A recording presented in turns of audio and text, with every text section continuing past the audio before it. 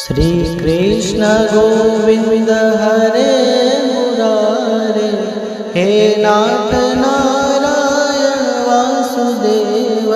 श्री कृष्ण गोविंद हरे मुरारे, हे नाथ नारायण वासुदेव। हे नाथ नारायण वासुदेव, हे नाथ नारायण वासुदेव, हे नाथ नारायण वासुदेव, हे नाथ नारायण। नमस्कार, आप सभी का बहुत बहुत स्वागत है हमारे श्री उदासी दरबार चैनल में। आप हमारे चैनल को सब्सक्राइब करिए, जिससे हमारे द्वारा हर कथा आपको सरलता से प्राप्त हो। आज हम पुत्रदा एकादशी की व्रत कथा को श्रवण करेंगे। शास्त्रों में एकादशी व्रत का बड़ा ही महत्व है। एकादशी का व्रत रखने से मन की चंचलता समाप्त होती है तथा धन और आरोग्य की प्राप्ति होती है। पुत्रदा एकादशी का व्रत संतान प्राप्ति या संतान की समस्याओं के निवारण के लिए किया जाता है। पौष मास के शुक्ल पक्ष की एकादशी का व्रत निसंतान को भी सुंदर संतान प्रदान करने में समर्थ है। संतान प्राप्ति और उनकी रक्षा एवं प्रगति के लिए प्रत्येक नर नारी को यह एकादशी व्रत अवश्य करना चाहिए। इस एकादशी के दिन सुदर्शन चक्रधारी भगवान श्री विष्णु की पूजा की जाती है।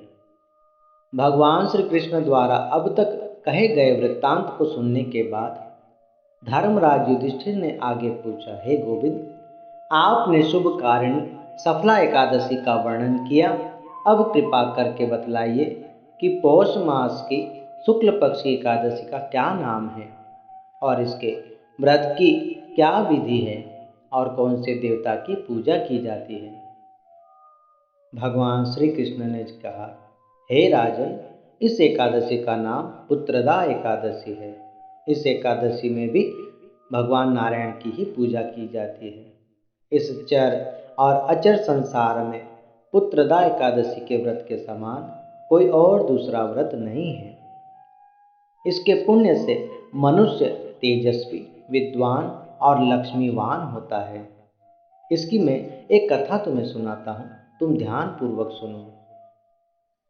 भद्रावती नगरी में सुकेतुमान नाम का एक राजा राज्य करता था। उसकी रानी का नाम शैव्या था।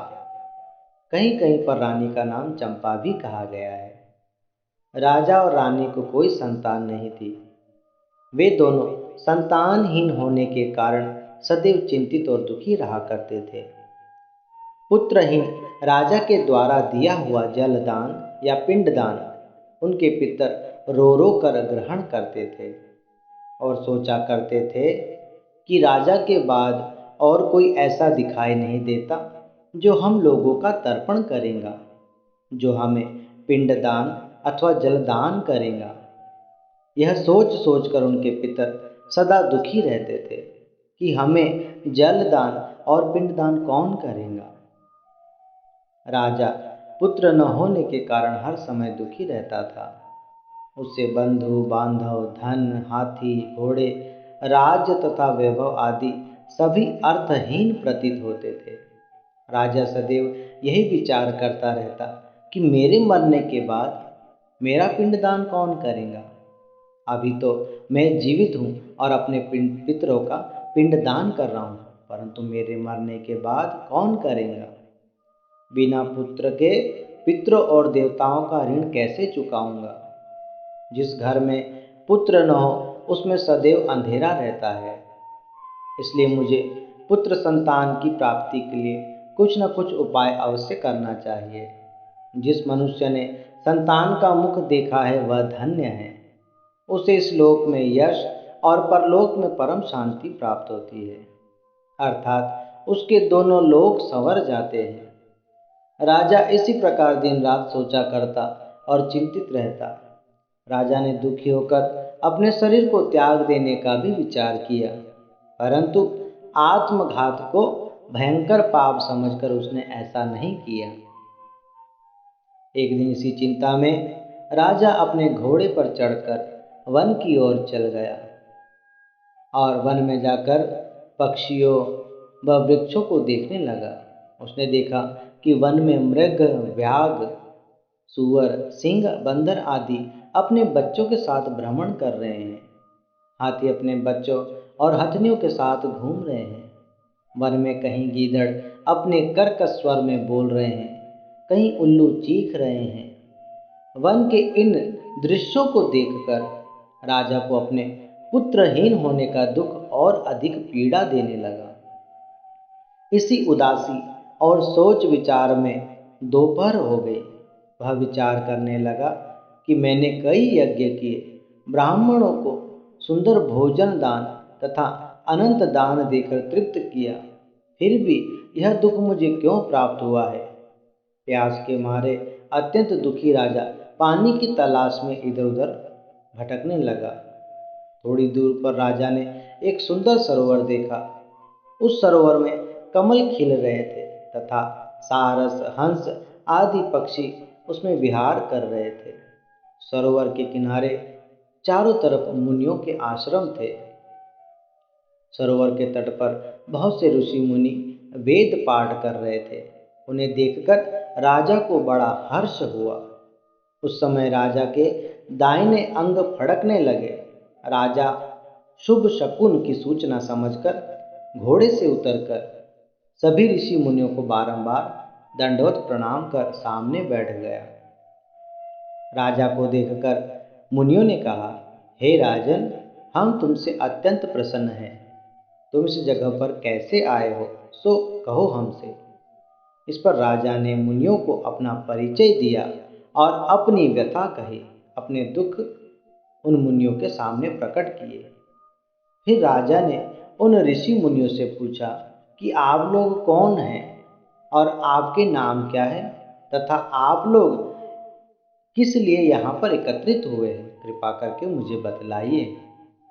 तब मुनि बोले, हे राजन, हम लोग विश्व देव हैं, यहाँ स्नान के लिए आए हैं, क्योंकि माघ मास निकट आ चुका है।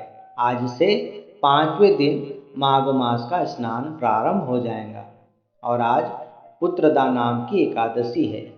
जो इस व्रत को करता है उन्हें पुत्र संतान की प्राप्ति होती है। पुत्र की इच्छा करने वाले को उत्तम संतान देने वाली पुत्रदा एकादशी है। इस पर राजा बोला, हे मुनीश्वर, यदि आप मुझ पर प्रसन्न हो तो मुझे एक पुत्र संतान का वरदान दीजिए। ऋषि मुनि बोले, हे राजन, आज पुत्रदा एकादशी है, आप इस व्रत को करें और नियम पूर्वक पालन करें। भगवान की कृपा से आपको अवश्य ही पुत्र प्राप्त होगा। भगवान श्री कृष्ण कहते हैं, हे युधिष्ठिर, इस प्रकार उन ऋषि मुनियों के आज्ञा से राजा ने एकादशी का व्रत पालन किया। मुनि के वचनों के अनुसार राजा ने उस दिन वहीं ठहरकर एकादशी का व्रत किया। वहीं द्वादशी को उसने व्रत का पारायण किया और मुनियों को प्रणाम करके उनसे आशीर्वाद प्राप्त करके अपने महल को वापस आ गया। एकादशी के व्रत के प्रभाव से रानी ने गर्भ धारण किया और 9 महीने के बाद उन्हें एक अत्यंत सुंदर पुत्र पैदा हुआ, जो बड़ा होकर अत्यंत वीर, यशस्वी और प्रजापालक चक्रवर्ती सम्राट बना। उसने अपने गुणों से अपने माता पिता, अपने गुरु और संपूर्ण राज्य को सुखी और संतुष्ट कर दिया। भगवान श्री कृष्ण बोले, हे राजन, पुत्र प्राप्ति के लिए पुत्रदा एकादशी का व्रत अवश्य करना चाहिए। जो मनुष्य एकाग्र चित्त होकर पुत्रदा एकादशी का व्रत करते हैं, वे इस लोक में पुत्र पाकर मृत्यु के पश्चात स्वर्गगामी होते हैं। इस व्रत को करने वाले यशस्वी और पितृभक्त पुत्र पाते हैं। जो जीव इस एकादशी व्रत के महात्मा को पढ़ता है अथवा किसी को सुनाता है या श्रवण करता है, उसे अग्निष्टोम यज्ञ का फल मिलता है और वह सरलता से मोक्ष प्राप्त कर लेता है। बोलिए श्री एकादशी मैया की जय।